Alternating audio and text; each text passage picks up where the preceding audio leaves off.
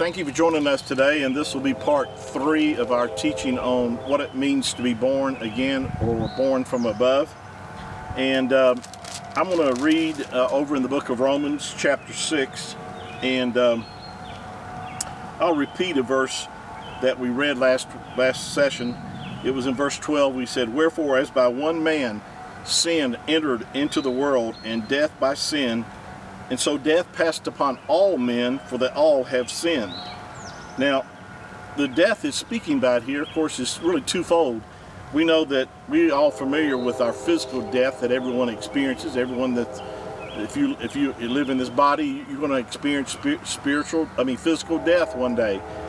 And but actually, it's talking much more, not just about physical death here, but it's talking about spiritual death. When Adam fell and rebelled against Yahuah, he died spiritually. Remember, Yahuah told him, in the day you eat of the tree of the knowledge of good and evil, he told him, first of all, not to eat of that tree. And he told him, and he warned him that if he ate of that tree of the knowledge of good and evil, that he would surely die. Well, the very day he ate of it, he did. He died spiritually first, and then physical death really didn't occur until about 900 years later, as far as we understand the scriptures. So he actually, spiritual death entered in the moment that Yahuah said it would, that very day that he ate of that, spiritual death entered into man, and he no longer, had spiritual, he did no longer have life in him. He had spiritual death in him, which actually gave him he became a child of the devil at that point.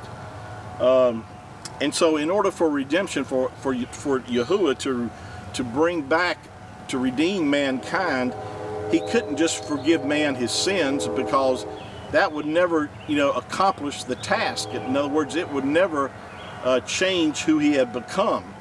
You and I can be forgiven for sins past and so forth, but unless something happens on the inside, we're actually changed from spiritual death into spiritual life. We are still going to need forgiveness of sins. That's why, if redemption was just merely forgiving of sins, then when you and I got to heaven, we're still going to need to be forgiven, because if we're going to be sinning down here, we're going to be sinning up there, because you haven't really changed anything about yourself. That's why the new birth is a necessity, that you must be born again or born from above in order to change from the family of Satan into the family of Yahuah. Now, in fact, I want to read a verse to you over in the book of Colossians, chapter 13, and it would pertain to what we're sharing right now. And in one translation it says, "Who has delivered us from the power of darkness and has translated us into the kingdom of his dear Son." Another translation states that verse this way: "The Father has delivered and drawn us to himself out of the control and the dominion of darkness, and has translated us into the kingdom of the Son of his love." In other words, Yahuah, the moment that you and I are born from above, he has translated us, or transferred us, out of the kingdom of darkness, out of the family of Satan, and he's actually transferred us into the kingdom of light, into the kingdom of his dear Son. Oh, hallelujah! Praise Yahuah!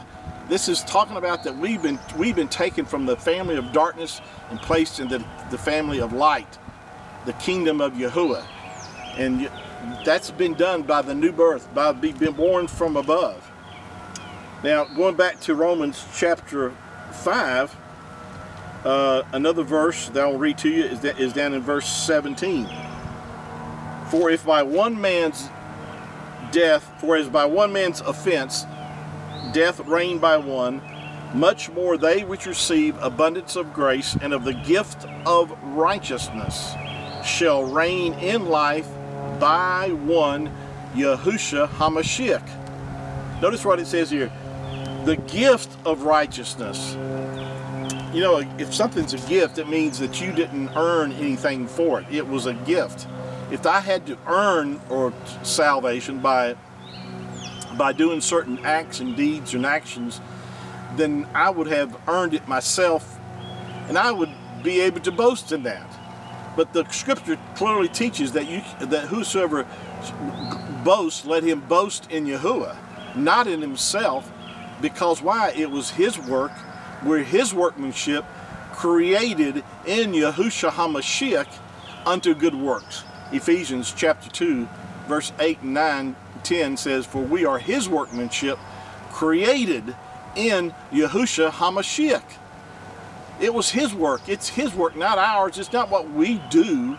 Now, it's important that what you believe, and it is important to live a good life. It's important to obey the commandments of Yahuah. I'm not stating that you shouldn't obey the commandments. Don't misunderstand what I'm saying here. I'm saying is that you keeping the commandments and you keeping the Torah is not going to change your nature. You have to have a nature change. You have to be born from above. Now, once you're born from above, naturally, you have now the ability to keep the commandments. You know, man, actually, you know, most people can't even quote what the 10 Commandments are. They don't even know what the 10 Commandments are. And I won't say that most of you that's listening to this broadcast could not quote all 10 Commandments. And it's because, you know, the thing is, you and I keeping the commandments is a good thing. I'm not saying it's not, but what I'm saying is that keeping the commandments and keeping the Torah is not going to change your nature. It will not get you into heaven, because you have to be born from above in order to enter the kingdom of Yahuah. I hope you're understanding this. We're going to go in more detail about this in our next few teachings, and really try to clear this up for you, because there's a lot of misunderstanding out there. And it's not by works of righteousness which we have done, but it's according to Yahuah's mercy that he saved us. And this is the good news of the Basora of the scriptures, is that he has paid the price. And salvation has been paid for. The price has been paid for, that you and I can be born from above, and that we can look forward to the redemption being complete, the redemption of these physical bodies that we live in. Thank you so much for joining us today, and I truly care about you, and I really hope that you're being blessed and that you're receiving from these teachings, and let me know that you are. It's encouragement to know that others are receiving this, and some of you are letting me know that, and I appreciate all the comments that others have made, and that you're being blessed, and I thank you for that. So look forward to our next session together, and we'll be back soon. Thank you.